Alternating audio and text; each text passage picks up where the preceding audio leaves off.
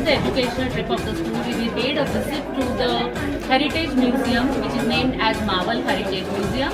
It's an excellent opportunity for the students as well as any of the residents of this country to know the culture, the civilization, and also about the history of Shivaji Maharaj. Here we explored so many different weapons, whether it is used in war or it is a musical instruments.